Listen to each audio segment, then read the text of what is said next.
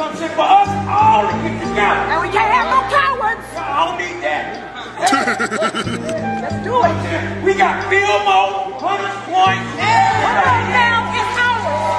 We take that community back. we can stop this beef. That's right. See, 'cause that's what I'm...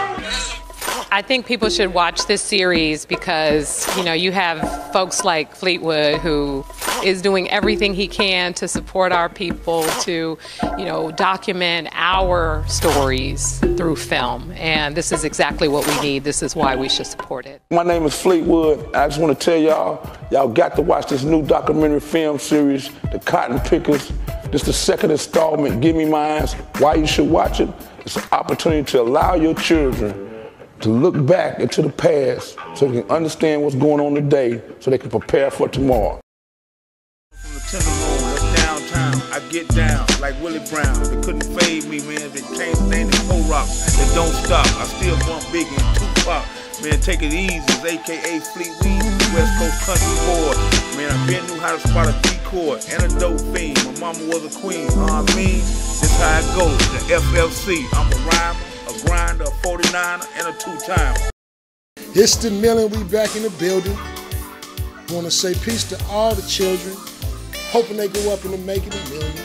Realize it's just my opinion. So when you're watching this, don't get any feelings. Today we got a very special guest. He is an accomplished author, rap artist, producer, activist. He's also been known as the torchbearer to eradicate recidivism. How you doing, brother Fleetwood? Better not complain. Better not complain. I'm good, man. I'm back home. I'm honored to be on your show, my brother. I got to see the sun shine again in a foggy city called San Francisco this morning. So, it's a blessing, man. You're the author of 3 books? Yes, sir. Self-published 3 books. And now you're on your 3rd movie. 3rd documentary film, yes, sir. Right. So, what's the name of your books? The first book I did is Hip Hop Tried to Kill Me, based on my life, autobiography up until 2009. The second book I did was Daddy Was a Mobster, the story of my father, his life in the streets. The third book I did was Blood Test, and that was the first story that I wrote that I made up. It was about a family full of hustlers based on peer pressure out of Oakland. And, my first documentary I did was I Just Wanna Ball, about a high school girl basketball team in Oakland, Climbers High School, shout out to them. And the second one was The Cotton Pickers. Cotton Pickers. Yeah, about a man who picked cotton for 18 years in Alabama. He never got paid and he migrated to Oakland. So it was based on the con game that was called sharecropping. Interesting. So tell me, Fleetwood, so you a producer? Yes, sir. You a rap artist? Yes, sir. And you a film director and you an activist, right? No doubt. Which one do you identify with the most? When my pen bleed heavy, it allows me to vent my pain, my joy, my frustration. But more than anything, I like going back and showing people that the impossible is possible. So the activism, because I feel as though I'm contributing to humanity and to the liberation of my people. I get calls at least once a week nationwide about the Homeboy Hotline. You know, it was a time in my life I didn't mind going to jail. You know, I felt as though that was part of the hustle. You know, it was a certain point in my life I functioned better inside of a building with structure and discipline, because I didn't have no discipline in my life. So to go back inside these buildings and show the youth and to show OGs it's possible to get off probation and parole, it's possible to be successful out here in society. It keeps my balance, man. That's why, you know, it brings a Libra out of me. Keeps me balanced. Huh? Oh yeah. Happy belated birthday too. You know right. what I'm saying? I'm driving 55, man. I'm on the speed limit right now, man. You understand me? I said it like that. 55 years young. You're only as young as you feel, like man. You know what they say besides the gray, you know they say the black don't crack all day. Man, you better look close, man. You better look close, man. I'm driving 55 speed limit these days. Give us a little, bit about your background, your upbringing, where you come from, the neighborhoods and cities that you lived in.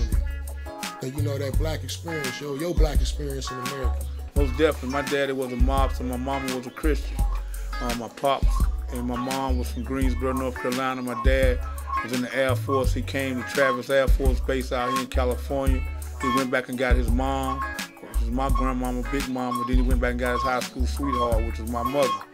My dad did the Frank Lucas. He got out of Air Force and realized he couldn't make it off Muni bus in San Francisco. So he went back and he knew some people over there overseas, and he started doing the Frank Lucas. Right, Frank Lucas. Yeah, you know, he was getting opiates and heroin, you know what I'm saying, for overseas. So he moved us. Damn. I forgot where we was living at. We was somewhere in San Francisco. No, we was in Vallejo, actually. Right. My grandma had told me we was in Vallejo, and my dad was working at Muni. And all of a sudden, we started living in Brisbane, in South San Francisco. And my dad would leave every morning like he was going to work with a bus uniform, but he would go change his clothes and go to Oakland. And my mom never knew. She was a little country girl going to school. So finally my mom opened the oven one day and found some stuff looked like cookies, and she was going to school for nursing. She tasted it and realized it was narcotics. Wasn't no cookies. Yeah. So she called my grandmama, and my grandmama told her, grab me and leave. The next time he leave like he going to work, get your baby and come on back down south. So I went back down to Greensboro, North Carolina when I was 5 years old. And Greensboro is historical because it's the first place there ever was a boycott. It was called the Wilmington 10. They had a boycott in the Woolworth right there. And after that boycott, which is a museum now, after that boycott is when Martin Luther King started having boycotts in Birmingham and Mobile. Greensboro is also the home of North Carolina A&T, and it's also the home of one of the only black female colleges, Bennett College. So, you know, in between 5 and 17, I'm back and forth from Greensboro, North Carolina to San Francisco. I went to school in Brisbane out there in South San Francisco. I went to Pleasant Hill High down in Concord. I never really stayed in the hoods of San Francisco coming up. And my little sister and them was living in Fillmore and Banneker Homes. I used to go up there and see them. But from 5 to 17, man, I'm back and forth. I was like a divorce toy. Both of my parents loved me. At 17, my mama died from cancer. I'm in the streets. Rest in peace. And 19, I just decided to come back to Cali. And when I came back, is when crack hit. And I was on Eddie and Leavenworth. You know, I'll never forget. I was on Eddie and Leavenworth, and I went up the block to get some weed. There wasn't no more weed. They had them pebbles, them bubbles. You know. Hubbers. And it's back when they called them hubbers. Hubbers, you know. And for the next 8 years, I spent my life in and out of somebody's jail cell.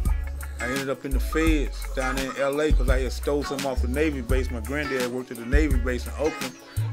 So they gave me a year probation. I said the hell with that, and I just came back to the TL. And kept pushing. I did 9 months, got out of Bruno, got ready to come, thought I was getting out. I got ready to get out, and the feds was waiting on me. And they sent me to Metropolitan Detention Center down in LA, and that's how I met Michael Harry O'Harris, because he had just got caught. Actually,